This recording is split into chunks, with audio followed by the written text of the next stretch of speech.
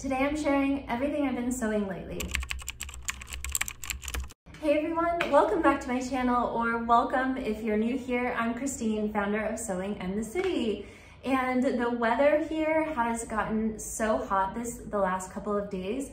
So I am wearing a store-bought tank top with my colorful Aster skirt and staying nice and cool today. So I wanted to show you what I've been sewing lately, so let's dive in. The very first thing I want to show you, you might have seen before in my fabric haul video.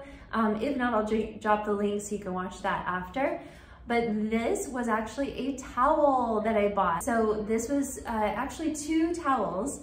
I bought the towel and made this top, and then I decided I wanted a pair of matching shorts, so I went back and got another towel. So this cute little set is really, really nice for summer, for the beach or around the house. So one of my favorite details about the top is this side kind of like a slit detail. So what I did was I just sewed the whole seam allowance down.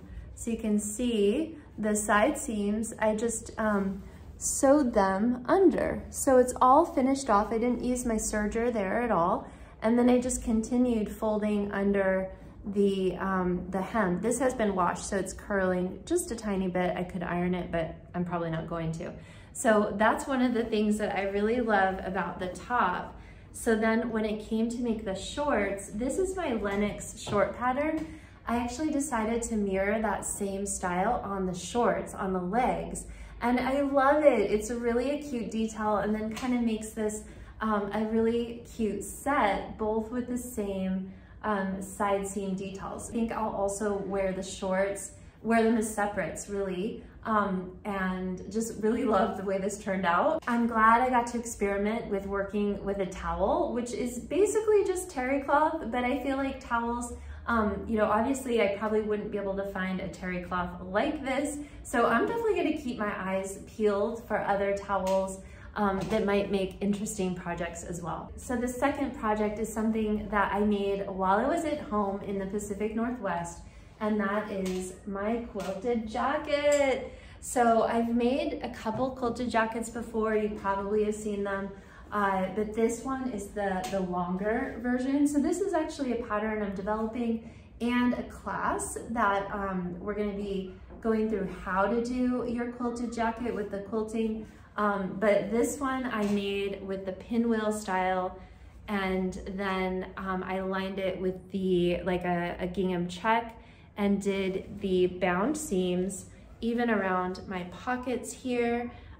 So this came together in several different panels. So I did one panel for the front, this was another panel, two panels for the sleeves, and then the back was a panel. And then I cut out my jacket pieces. So that's how the jacket came together. I actually wore this on the plane coming home from Seattle, and it was like being wrapped in a quilt. It was so cozy and so nice to wear. And then one little fun thing that I did from some of the scraps was I did a little coaster out of, you can see this is like just a quarter of the pinwheel. That was an extra from, you know, maybe from like one of these panels that I had. So I did do a little coaster, which is really, really fun. A really quick project that I made is this little tank top. So as I was developing the Aster skirt, I really wanted to be able to style it with just a little tank for that kind of a look. This was a pattern I found off of Etsy.